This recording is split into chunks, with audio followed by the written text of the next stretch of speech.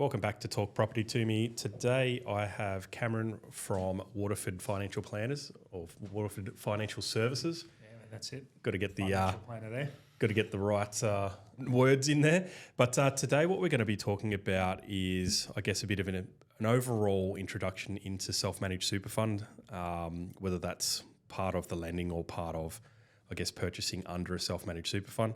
We're going to be talking about, I guess, how they're set up, what is involved in that process, some of the tax benefits, compliance, basically an end-to-end run through on self-managed super funds. Yeah, a bit to unpack, but yeah, we can give it a bit of a overview.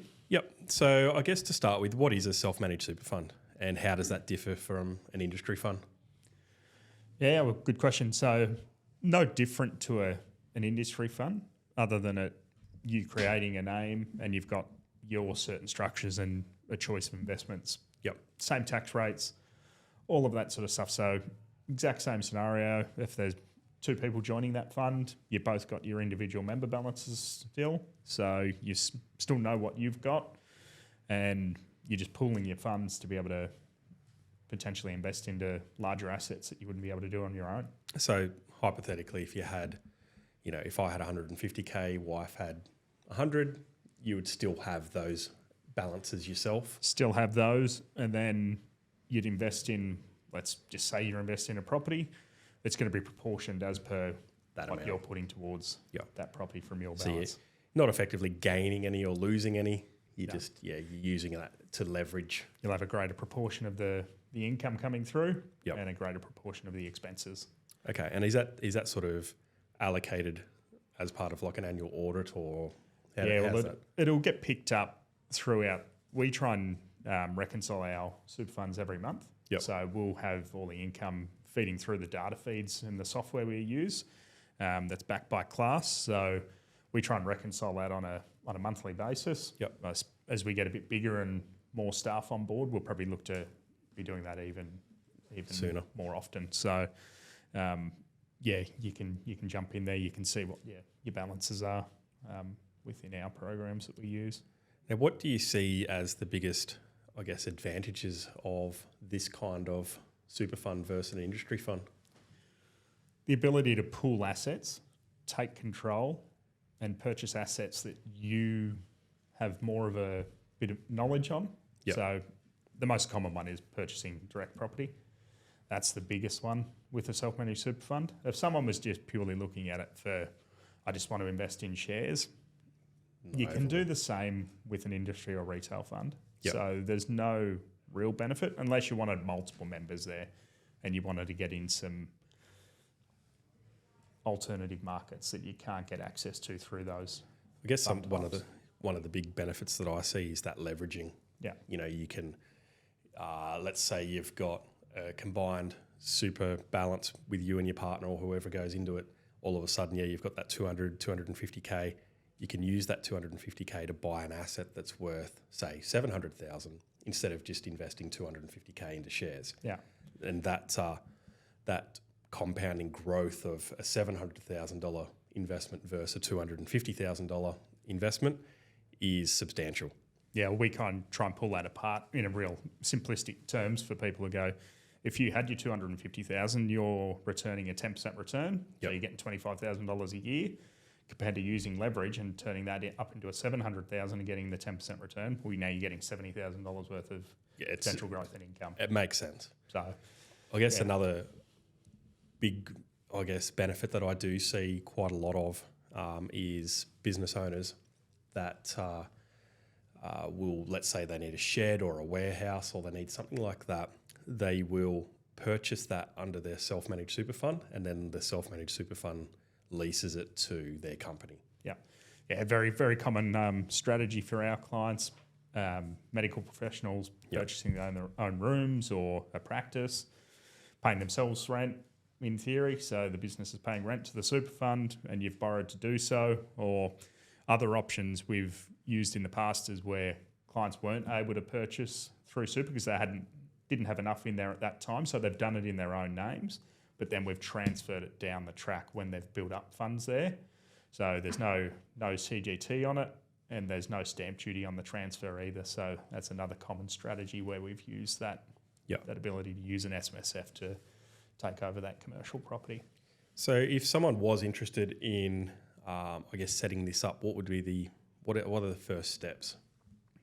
It'd be ideally a meeting with a financial planner. The setup part of it's pretty straightforward, but you'd really want to sort of work out the goals and what you want from a self-managed super fund to see if it is the path that you should go down. Yeah. Because if it's someone that just doesn't want to do the property side of things because they're not comfortable with that and they just want shares, there's the potential that we can do the same thing with a standard industry or retail fund at a much lower cost. Yeah. So to be understanding what the reason was and unpacking that and then exploring how that's going to benefit them. Yeah, and there's a lot of legal and I guess regulatory requirements around these funds as well. So yeah, it's not something you can just go online and, well, I guess you technically could. You can, but we've had clients in the past, and these are ones that we've provided advice and set the fund up for. The ATO is calling people and going, why are you setting this up? Who set it up for you? So they're giving a bit of a deep dive and an audit with these being set up, and we've had a bit of an issue in the recent ones we've set up where it's been taking about a month and a half to get ABNs put through because they're doing internal audits on why this is being done. Yeah, look, it's something I guess they don't want people wasting their superannuation, and putting a strain on the economy. Yeah, well, it's there for your retirement, so Correct. They don't want people just blowing their money and just burning it, and then they're reliant on the government and age pension. So on that, what sort of investments are you allowed to do, or what sort of investing are you allowed to do under your self-managed super fund? Is it just property? Is it just shares? It's pretty broad, actually. So they're probably the most common ones that you do see, but there is older funds that we've come across and they've had artworks, antique cars. And they just sit them in a shed or something? They've got to be sit in a secure sort of place, and they obviously can't be used and being seen to be getting a benefit out of it. So you can't take your 1908 Ferrari for a track day. I'm sure they would never touch it. You can hold physical gold bullion. It's got to be stored at a facility. So there are a great deal of assets that you can get access to within a self-managed super fund. What's the stupidest thing you've seen in a super fund? Probably artwork, just like paintings. I've heard of people buying Bitcoin. Cryptocurrency, Little fake coins. It's just out of my realm, that sort of stuff. I don't know anything about it, but I've set a number of funds up for people to do that, to go down that path. And we can set the fund up. We don't provide advice on that style of investment. But we've seen people. So you sort of just distance yourself and say, this is what we're advising. You can go do what you want. Yeah. Cool. So I guess purchasing then, so look, we've set it up. You've sat down with the financial planner. Financial planner says, yes, this could be suitable. They put together an investment strategy that is then used with the accountant, I believe, to then go and start setting up ABNs and setting up the trust itself. Now, most of the time there will be the trust and then a corporate trustee. I haven't seen an individual trustee in a long time, but it's people do it. They're usually doing it because they want to save money. It's not the ideal structure.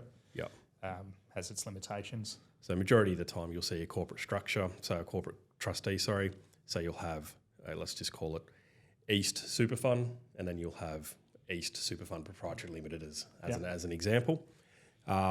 So then when you want to buy the property, that's when we start to separate it again. So that's when a holding trust comes in. Holding trust or a bear trust comes in, and there'll be a corporate trustee of that particular trust as well. And that structure's in place only if you're going to borrow. So if you were to go and purchase a property and you weren't using borrowing, you wouldn't need those two structures. So it's purely for the borrowing. So it just means that asset will be held by that bear trust whilst there's a loan in place.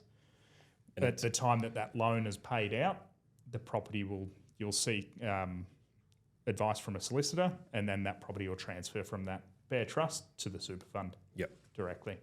And it's also to set up what's called limited recourse borrowing arrangement. I think is the Probably a very attractive loan, that one. Yeah. So basically what that does is to have it set up as a proper limited recourse borrowing arrangement, I think is the full name, that holding trust or that bear trust is set up so that if something goes to shit with that individual property, the super fund itself is not liable. You can't go after the fund. You know, it is its own entity. If something goes wrong with that, too bad.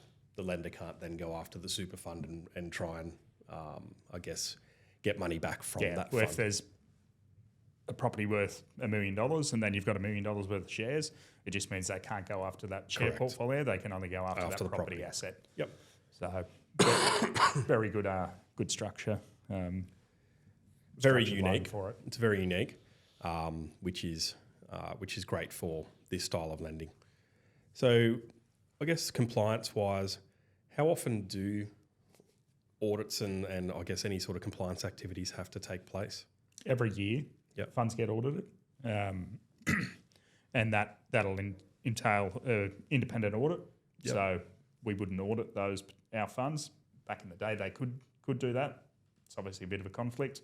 So do like an independent auditor. Yep.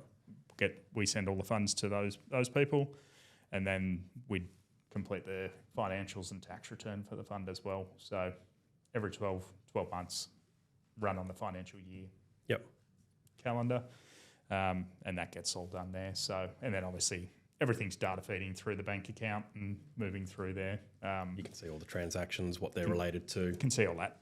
The accountants will be in contact with the client to confirm if they're unsure of what that transaction is or there's no receipt to match it up. They'll get clarification and that gets done there. A property valuation needs to be done every 3 years on the property. And you do that, you potentially look at your rent every 12 months. And you could do them every 12 months, but 3 years is the requirement from an audit perspective. Yep, just to confirm the value's going up and it's still a good investment. That you're getting. There's return. Probably more so for commercial property as well. So you want to ensure that the rents are in line with what the value is and you're getting market value on that stuff. So with the tax, I guess the tax is going to be the same whether it's an industry fund or not. Yep. That's 15% in accumulation, 0% in pension phase. A little bit different because if you're in an industry fund, when your contributions come in from your employer, the tax is deducted immediately. With a super fund, your employer contributions can go in and then you'll get a statement every quarter to pay your tax to the ATO. So it's a little bit more hands-on, but we always like to tell our clients that if you get the invoice forwarded onto us, we can help you then make the payment for it, depending on what level of client relationship they've got. They may just pay them all, but if someone goes, look, I'm too busy, here it is, can you pay it? And we organise that through their SMSF bank account. So I guess one of the goals, I guess, coming into retirement is to try and get as much assets in your super funds or your self-managed super funds as possible. So really start to bulk that up. Now, when you're getting towards retirement, what are the options for winding it up?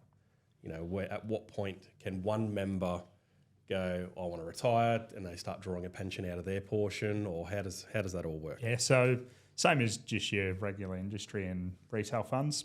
60 is the earliest date that you can convert to pension. So you'd need to have ceased employment. If you haven't ceased employment, it's 65. So you can be still working at 65 and start a pension. Start getting the pension. So that just means you've converted from that 15% tax rate to zero, and then you've got to draw down your minimum requirements each year. So from 60, it starts at sort of 4%, and up to over 75, I think it gets around 8 or 10%. So would you usually be recommending your clients to, I guess, leave it as real estate assets within the fund, or does it get to a certain point where you start to sell the assets and it's probably a case by case turn it into liquidity? Yeah, it's a case by case scenario. So if someone's got a property and they've converted to pension phase, and the rent from that property and any income from other assets is enough for them to meet their minimum requirements first off, but also their living expenses, what they actually need to live off. because you might need to draw 4% down from your pension, but you actually need 8% to meet your living expenses. So as long as you've got liquidity there to be able to do that, obviously properties are a lumpy asset. You can't just sell a portion of it off. No. So it's either it's not going to work for you, or you can increase the rent so it does work, or you look to sell it. But ideally you sell those assets in pension phase, because then you eliminate capital gains. Yep. So that's the ideal scenario. But yeah, we've got clients that maintain their properties and they provide them the level of income they need. I've actually got a client this afternoon coming in. They've got a commercial property through it, and we'll go through those sort of calculations. Is it enough for you, or do we need to liquidate that property and invest in more liquid assets to generate your income? So I guess the next part was we're going to talk about, I guess, some real life examples of successful, but I guess what's better is talking about, in my, I guess, what I've seen over the years of these self-managed super funds when they can fail.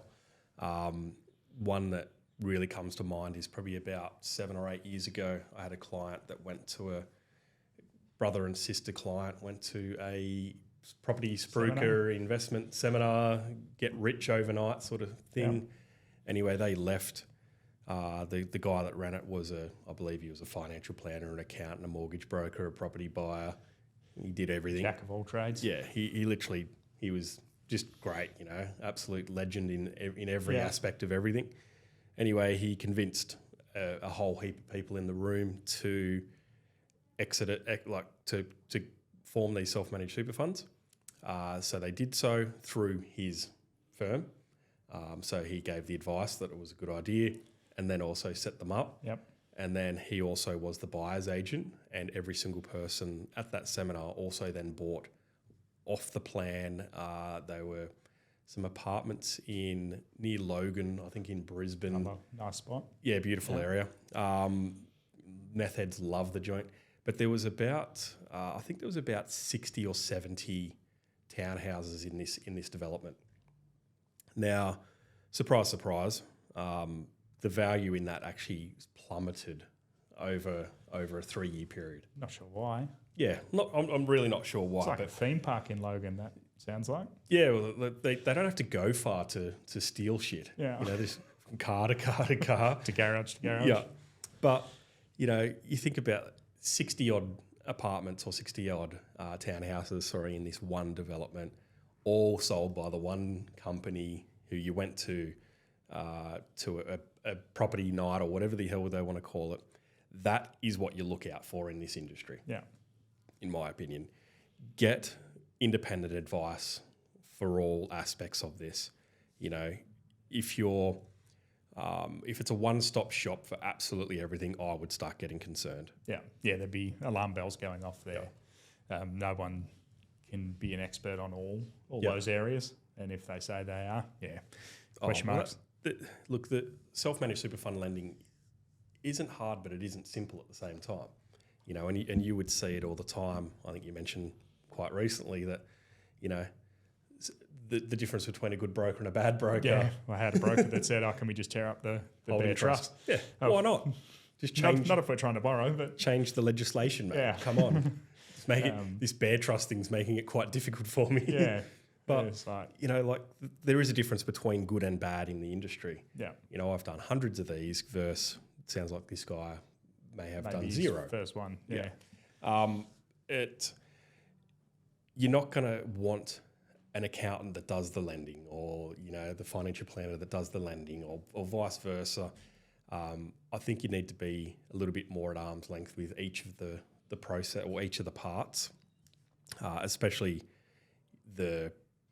if the person setting up the investment for you is then going and sourcing the property. That's definite alarm bells. Yeah. Because I guess we're a business, we're an accounting and financial planning firm, so we do the setup and advice piece. But you're not going out. But that works together when it comes to the property side of things. It's a referral to a professional that deals in that area, and we don't deal in the mortgage side of it either. No. But we try and work as that project manager to keep the thing all together. And we get that ideal outcome. You're not going to go and find a 60 townhouse development up in that we're Logan. Getting a kickback from and Correct. all this sort of stuff. No, we're not in that space. No. But I've seen a couple similar to that. So and it was probably on the back end of it, we got referred to two brothers that went to one of these seminars, set up super funds, and their structures were set up incorrectly. The property was in personal names, not in the name of the bare trust. So they didn't technically own It was a nightmare, but the fund had put their money towards the property, and the borrowing was in. It was a complete mess. One of the brothers lost all of his money because he bought in it was Gladstone or somewhere. Yep. Mining boom, went completely bust when the mine sort of shut down there. He lost everything. I think he had to pay $20,000 out of his own pocket, and he started from zero in his super, going from there, mid to late 40s. It's not a good time to do a reset, is it? No. And his brother-in-law, he got out of it okay. We were able to restructure it and get it to a point, and he bought in, I think it was down Griffith, potentially. So what? Not the ideal area. I wouldn't be saying let's go and purchase properties down in Griffith, but his property was sort of tracking upwards, albeit at a very slow rate, and we were able to restructure that one. So they're probably two of the biggest sort of concerns to look for with SMSFs, but it can also be an issue if you set up a SMSF with your wife and there's a separation and you've got a property asset in there and someone wants to actually keep the asset. Is there enough funds to buy the other member out? Or are you selling the asset? Or more so if it's a commercial property. You have to liquidate and then disperse. Sometimes, it's not an even 50-50 or what you came into to the fund with. It's a percentage and gets real messy. Yeah, so that's not one that you can really prepare for, but that's one to consider. Also, we had a client recently and the husband had passed away. They had a property in there, but she was able to manage to put enough money in to pay his death benefit out to maintain that property in there without having to sell it. So there are considerations to take into account because it's a bit different. You're holding different style of assets than you would in an industry fund. Well, I think that's a good wrap up of self-managed super funds in general. I guess finish on saying that I probably wouldn't advise trying to get lending with less than probably about 150K in a fund. Yeah, 150 minimum. And obviously that's going to restrict your purchase price as well. So you're probably looking at that. That's around 500,000 sort of mark. And I wouldn't be looking any lower if you go, but there's some rural towns out there that I can get a property for 250. Don't do it. I can provide you advice on structuring your super without going down this SMSF path to give you a better outcome than. Yeah, and I think always take the conservative approach when it comes to your super. Yeah, it's there for your retirement. Yeah, you don't want to be going crypto and going, but it could hit 2 million, but you could lose your money in 3 weeks. Yeah, it might be worthless in no time. Yeah, but that's it for today. Thanks for jumping on and listening. If you have any specific self-managed super fund questions, reach out to Cameron at Waterford Financial Services. He's happy to answer anything and run through it. And if you have got, I guess, one of these sketchy ones that you may have set up previously and you're not sure if it is set up properly, again, reach out to us and we're happy to have a look and see if we can help in any way. Thanks, Thank you.